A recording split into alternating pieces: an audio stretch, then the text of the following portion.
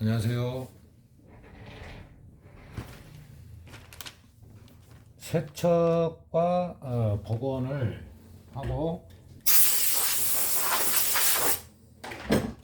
염색을 하는데요. 가방을 염색을 할 때는 아래쪽부터 하면서 이상이 없는지 확인을 하는 게 좋습니다.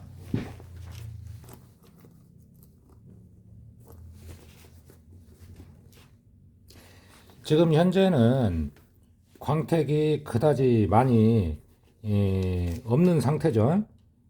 이제 세척 과정을 거치니까 그러는 것이고, 세척할 때 설명을 드렸듯이 뭐 엠보가 깊이 있는 것 같은 경우에는 세척을 할 때 좀 신경을 써야 돼요. 주름 틈 안에까지 세척이 잘 될 수 있도록 해야 된다는 거죠.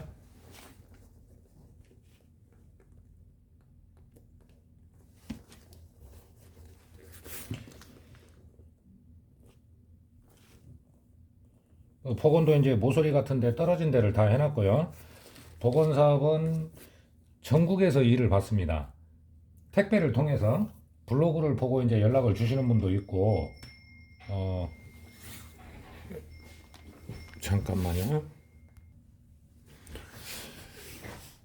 방울 소리가 나서 손님인 줄 알았는데 택배가 왔습니다. 택배를 받다 보면은 처음에는요, 뭐 본인들이 시킨 택배 같은 경우는 다 알잖아요. 근데 저 같은 경우는 뭐가 뭔지를 모릅니다. 그리고요, 알아두셔야 될 건 뭐냐면, 만약에 이 사업에 관심이 있어가지고 제 영상을 보신다라고 하면은, 저는 특별한 광고는 내지는 않거든요. 그러니까 블로그죠, 블로그. 블로그 하나 운영을 하고 지금 10년 넘게 했으니까 그래도 꾸준히 이제 유지를 한 거죠. 그게 중요해요. 하루에 하나 정도는 꾸준히 올려야 좋습니다. 그리고 이제 그 택배라는 것이 손님이 상담이 오잖아요. 상담이 오면은 오늘 상담 오고 내일 보내는 게 아니에요. 어떤 분은 막 한 3, 4개월 후에 보내는 경우도 있고, 그래서 이제 요령은 뭐냐면, 손님하고 문자라든가 상담을 통해서 문자나 뭐 카톡 이런 걸 주고받으면은 거기에 기록을 해놔야 됩니다.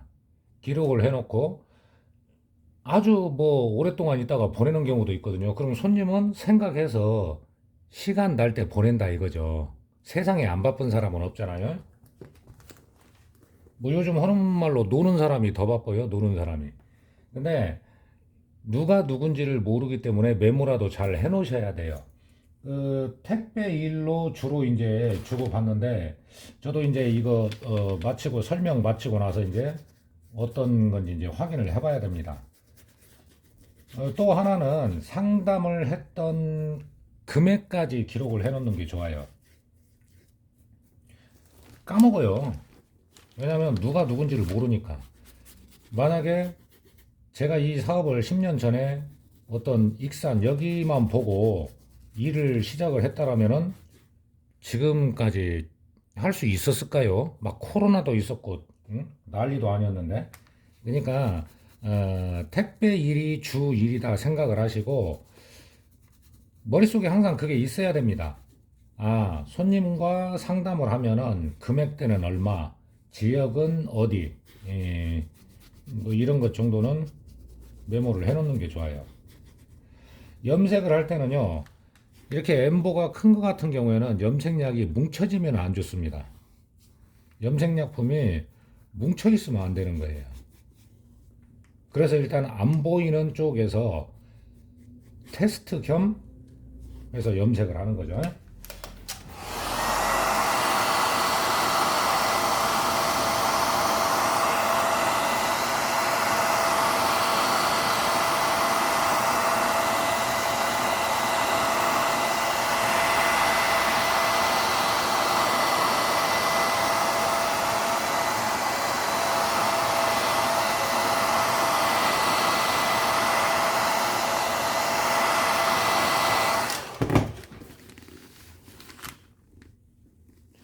광택이 다시 살아났죠. 이쪽 면에 비해서요. 자, 이렇게 광이 일단 살아나면서 복원을 했으니까 엠보 틈 사이에도 이상이 없는지 확인을 합니다.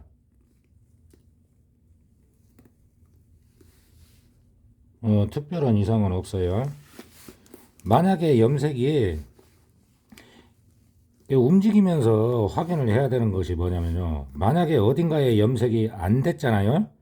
안 됐으면은 그 부분이 뿌옇게 보인다는 거예요.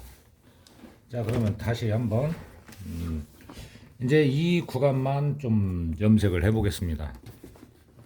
확인을 하면서 해야 한다는 것이죠, 염색을. 누가 했는지 복원은 아주 잘 된 것 같아요.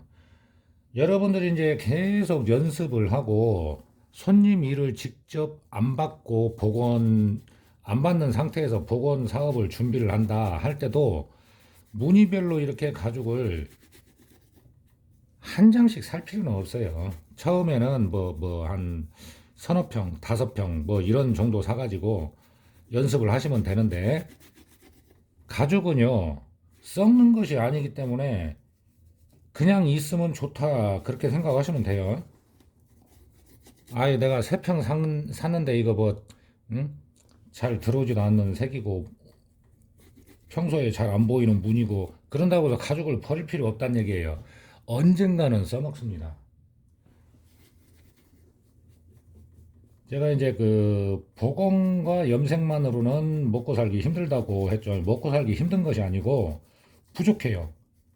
그만큼 모든 것을 할 수 있어야 하는데 이제 나중에는 제가 공예를 하는 거나 이런 그것도 이제 좀 보여드릴 건데요. 꼭 필요합니다. 복원과 염색뿐만이 아니고 주문 제작도 많이 있거든요.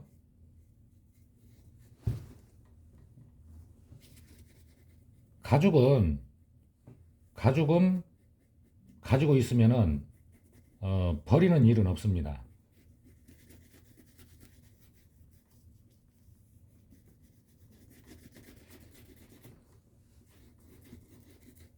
제 영상을 보고 배우시는 분들이 혹시 압니까? 학교 방과후 수업이나 이런 것까지 하실 수 있을 실력이 되실지 그때까지 이제 연습을 하는 거죠. 노력을 하고 저는 지금 그 뭐 일도 바쁘고 그래서 학교 수업은 거의 뭐 포기 상태입니다. 뭐 일을 할 사람이 있어야 뭐 제가 수업을 나가든 뭐든 할 거 아니에요. 강의를 나가더라도 대학에서 강의도 4년 했는데 좀 힘들더라고요. 시간을 빼고 복원은 복원대로 해야 되고 수입 자체로 보면은 복원이 훨씬 낫죠. 훨씬 크죠.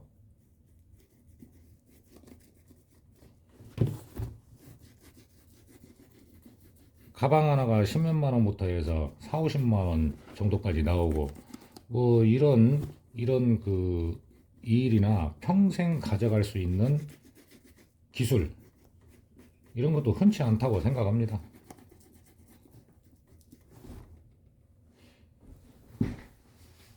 지금 보면 이쪽 염색이 조금 덜 들어간 거예요.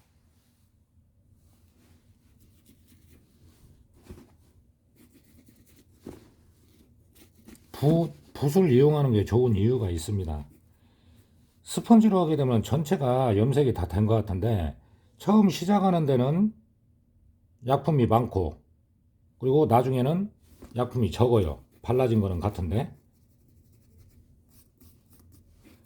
자 일단 이 구간까지만 하고 건조를 해 보겠습니다.